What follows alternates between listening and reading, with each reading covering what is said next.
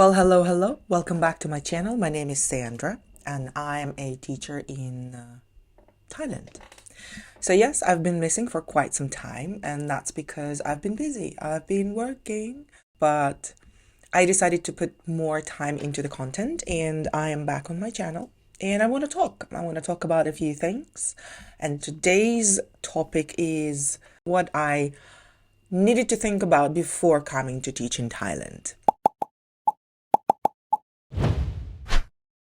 So today I'm going to cover one aspect, which is teaching.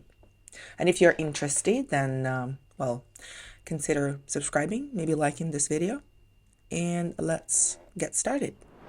Today, I am going to discuss a few things that I had to think about before I came to Thailand. I'm a very practical person.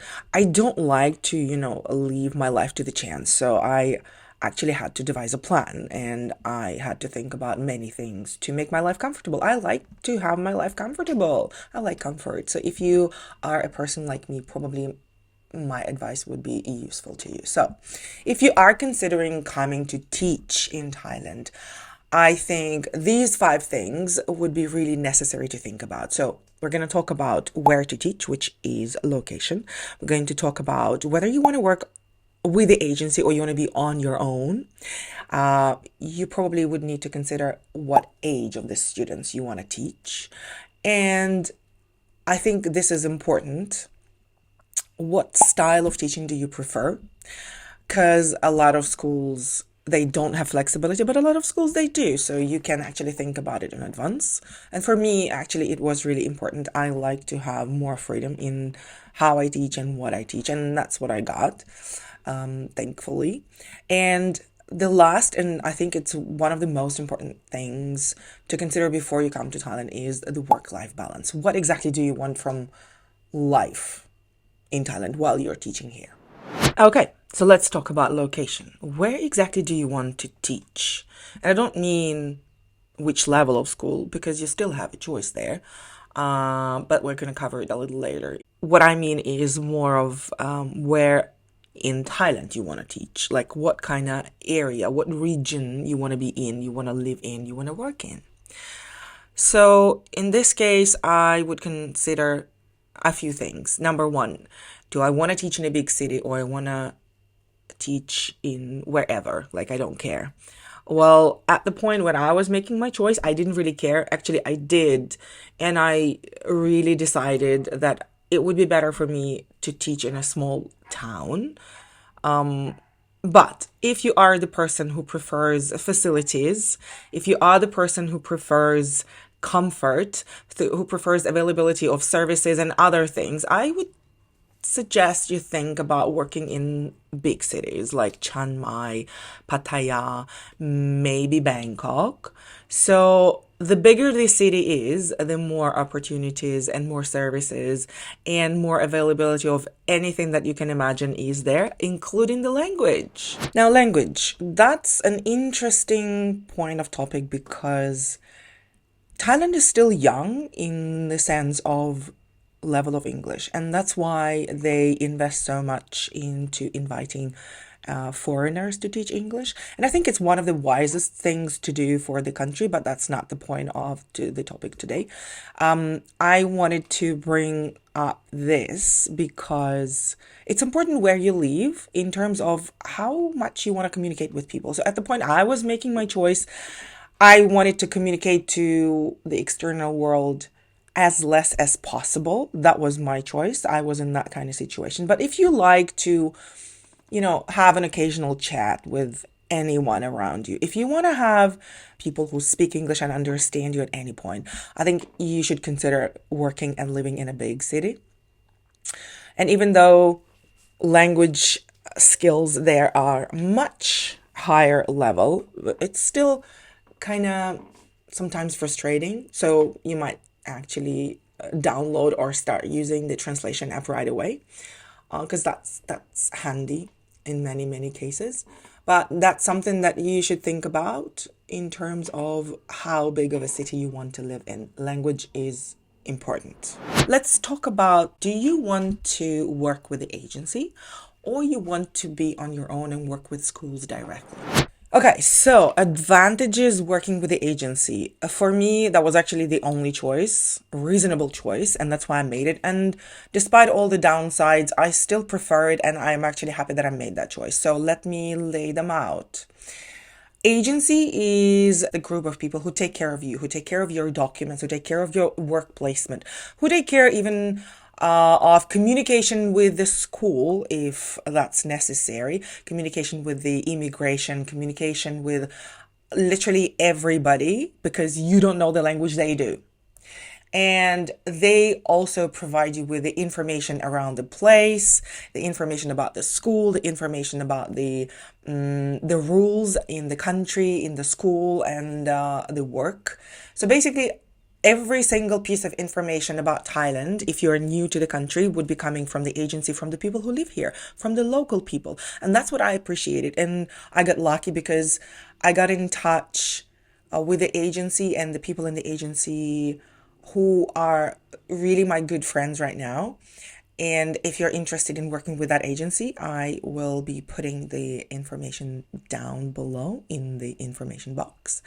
But otherwise, working with the agency is good if you want to feel taken care of. And that's what I needed, and that's why I made the choice. But also, there was another aspect for me personally. As a non native speaker, I'm Ukrainian if you didn't know, I have a lot of things to go through, a lot of procedures to go through to prove my skills, my diploma, and other things. And the agency took care of every single thing. So that's one of the reasons why I am still working with them. Besides that, they're really good people and they know what they do. On the other hand, what I contribute to this deal is the money. So the agency takes a cut of my salary because the agency makes the contract with the school, and the agency are the ones who hire you, not the school directly. Okay, so that's why the money, the salary that you get at the end of the month, actually comes from the agency. And obviously, they take the commission of your salary from the school. And in my understanding, it's around 1/3 of your salary. Well, I knew what I was going into. I knew exactly how much I'm going to be getting, and I calculated that that would be enough for me for the time being, and that's why I took the deal. And to be honest, I really like the relationships that I have with my agency so far. It's really convenient, and I feel super comfortable with them. But I know because I've worked with people who consider it to be unfair, especially native speakers. So, English native speakers, yes, they have a lot of privileges because English is their first language. So, they don't need to take TOEIC exam. They don't need to prove their diplomas because this is their native language. Unlike me, because I had to go through all of that and I had to jump through all the hoops. But it doesn't matter. As soon as I am confident in my teaching skills and my language skills, I don't really care how much I have to jump through because at the end I will be where I wanted to be. And I was taken care of, like everything was organized for me. So why not? But people consider that amount of money to be taken off their salary to be unfair at some point. Yeah, so it might not be in the very beginning because they still need some support from the local people, and that's exactly the point because you get the support from the agency also as from the local people who speak the language and who can communicate to a lot of different places for you. But once you kind of get acquainted with the place, once you get acquainted with the country and the rules and the schools and the teaching and a lot of other things, you're like, why is so much of my salary going out of my pocket? So that's what people start thinking about, and they decide maybe I should work directly with the school. And I don't know because I haven't worked with the school directly, but what I know for sure, one thing is to have a middleman, which is the agency, to communicate to school. And for me, I always thought it was much better because they do speak the language and the culturally they are on the same level. They understand each other. So the agency, they kind of know the ways we live and they know the ways they live. So they could kind of translate a lot of things that were outside of this speaking context. But if you work with a school directly, sometimes things might be misinterpreted or miscommunicated. And it happens a lot. I can tell you it happens a lot because of the level of English the people who work at school have, and because you don't really understand the culture that well when you come to Thailand. Yes, you get the full amount of money, but at the same time, you bear all responsibilities on your own. So you take care of everything alone. You take care of the documents, you take care of the curriculum, you take care of this and this and that and that. And to be completely honest, it's a lot of stress, it's a lot of nerves, and that's something that I wanted to avoid. And if you are the person like me, you want to avoid all of that thing and you don't mind to put some money on the table for that, for the agency to take care of, then I would suggest you work with the agency. But again, I base it on my experience, which was really, really good. Yeah, I am really lucky to work with these people. So you might not be lucky, and if you want to change the agency rather than just change the school and work directly for school, well then again, refer to the information box below and maybe get in contact with the agency or get in contact with me and I'll put you through. So anyway, when people decide to work on their own directly with the school, first thing they need to do is find the school. And again, because you're new to the country, you don't know much of how the schools operate. You don't know the schools. You don't know the people. Yes, you can send a resume, you can go for the interview, you can speak to people, but a lot of things, again, might be misinterpreted, mistranslated, and miscommunicated. So I'll give you the example. One of my former colleagues, so he wasn't really happy about the fact that I said before, like, so much salary is going just beside me, you know. So I think that was one of the reasons he decided to find the place to work directly with the school. He did. He was successful. So he went to school, he went for the interview. I think they were happy with each other and he left this school. So basically, he broke the contract with the school, with the agency, basically. Yeah, so he broke the contract with the school and thus the contract with the agency. So he lost a lot of money because any breach of contract, they do take some deposits, so you lose the deposits. And he went to work to that school and he left after 3 days. I am not sure exactly of what the reasons are, but what he sent me in the message was he wasn't happy about the place itself and he wasn't happy about the school. So that might happen a lot. That might really happen a lot. And again, we are circling back to the point number one to consider before you come to teach in Thailand, where exactly you want to work. You need to research the place. You need to think about yourself. Are you the person to be comfortable in a big city or you're the person to be comfortable in a smaller city? How are you going to communicate with people? How much of that communication on a daily basis you need? So all of these things, they matter. And I think it's important and it's all tied to where exactly you want to work and how you want to work. So for me, I like the idea of the middleman who would take care of me. And I got really lucky because even though the town I was living last year in was really, really small, they had some facilities, so I was really comfortable living there. So that's the question number two, whether you want to work with the agency or you want to work on your own. Again, working on your own, you take all the responsibility. Are you ready for that? If you are, well, good luck. Okay, sitting is not my thing, so now I'm standing. Let's talk about point number three, which is something not really anyone thinks about before they come to Thailand. But to me, it was important. Who do I want to teach? What age of students are you going to be comfortable with? Because you're going to spend literally 40 hours of your life with them. Well, not all the time, but most of the time. So you need to make sure that you're comfortable. So there are a few kind of offers for you. Number one is Anuban, that's basically primary school. Are you comfortable teaching 5 to 7, 7 to 13-year-olds, right? So that's one.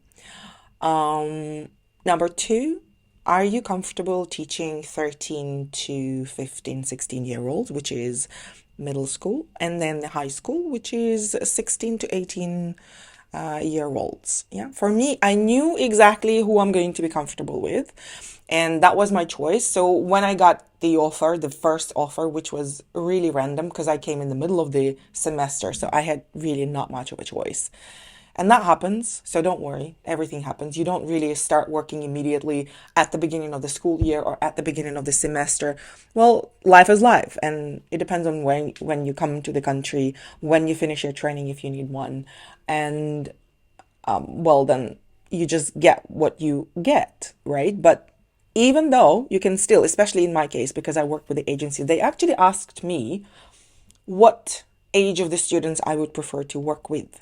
So again, circling back to working with the agency or on your own, I could kind of put some conditions in place. So for me, I decided that I'll be more comfortable working with the teenagers, which is like 15 to 18-year olds. For me, the reason to feel really, really comfortable working with them is because I treat them as adults. I don't treat them as kids anymore. So I speak to them on a level of an adult. And what I've noticed throughout the years of teaching and tutoring, kids, actually teenagers, they appreciate it because they feel they matter. They feel their opinion matter. And that's basically the step towards the next point, which is the teaching style. So let's talk about the teaching style. Again, teaching style is tied back to the age you're teaching. If you like to, be cheerful all the time, put a lot of energy into the content, prepare the content, games and stuff, songs, dance, whatever, like all the mediums, drawing, whatever. If you are that kind of person, so probably you're comfortable teaching younger students. For me, I knew that I would be really, really comfortable teaching older students, although it doesn't mean that I don't use any of the methods that I spoke about before. No, I use a lot. I use the videos, I use creativity, I devised my own system in communication. And because in Asia, most of Asia uses Line application for communication, not WhatsApp, not Telegram. Mostly it is Line. So we all had the Line groups with each and every class. And my teaching style is digital. I am a digital girly, so I rarely printed anything at all. And I devised all my tests, all my exams, everything in a way, obviously beside the midterms and final exams. So everything that was in between the exams, before the exams, I devised it that the way it was really digital. So whatever they needed to do was literally in their head.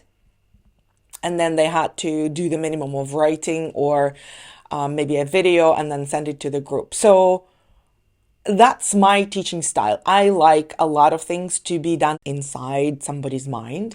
And I like to make more emphasis on speaking. And that's actually something that is overlooked.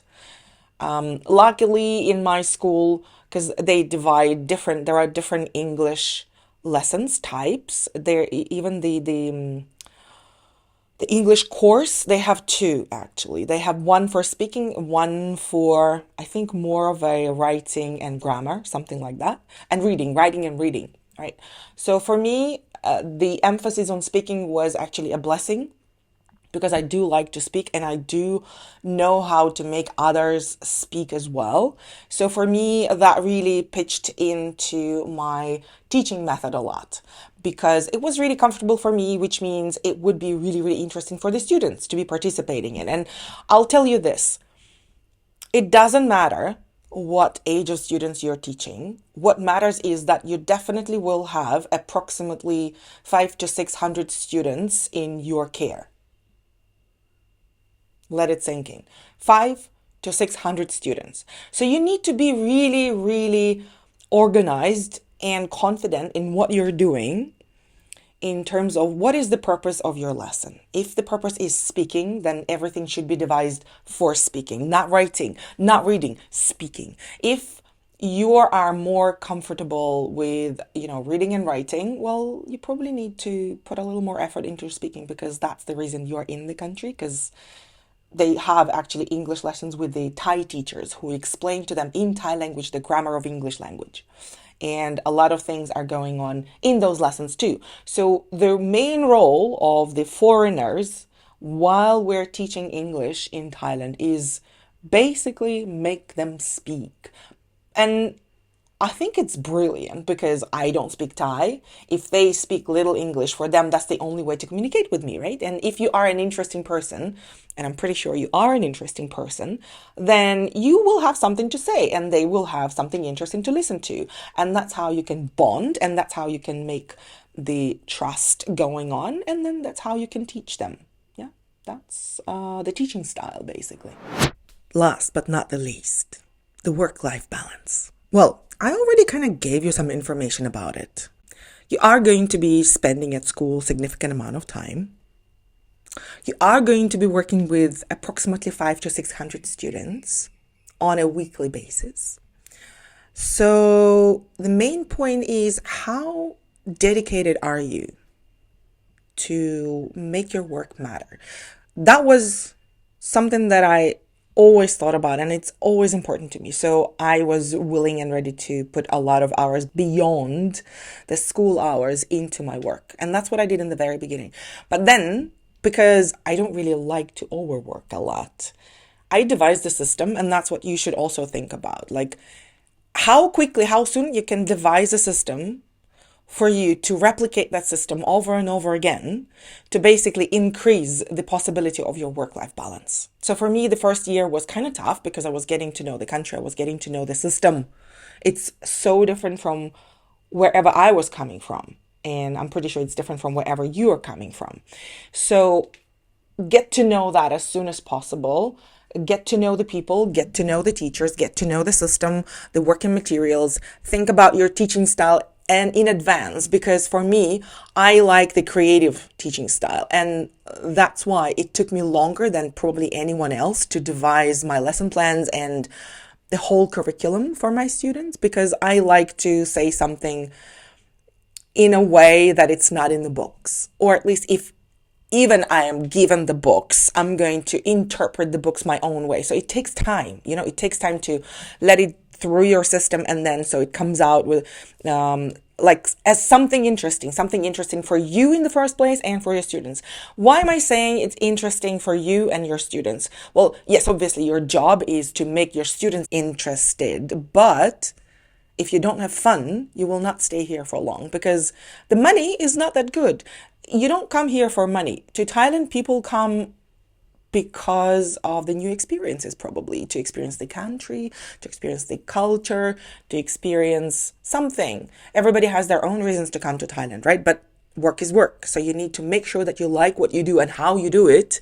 And if that's the reason, then you need to devise a plan. And I'm back to the point of make your own system, make it work for you. I'm not going to be the person to teach you how to do it, because I'm me and you're you. So do you and I'll do me.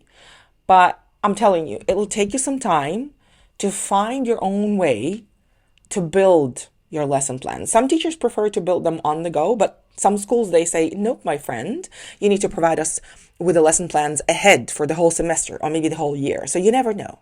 It depends on how lucky you're going to get. And in this case, again, we're back to the point of working with the agency, because in this case, you're going to work with the agency and they're going to smooth the things out for you. Anyway, so there is always a way to find the common ground, and there is always a way to make those lesson plans either in advance or before the lessons. But I like to be prepared. I like a plan. I like convenience, and I don't like to work on the weekend. So because of that, I devised my own system. And now I'm pretty confident that when we are doing the midterm exams or the final exams, I am preparing. I'm preparing for the next season, for the next quarter, for the next semester.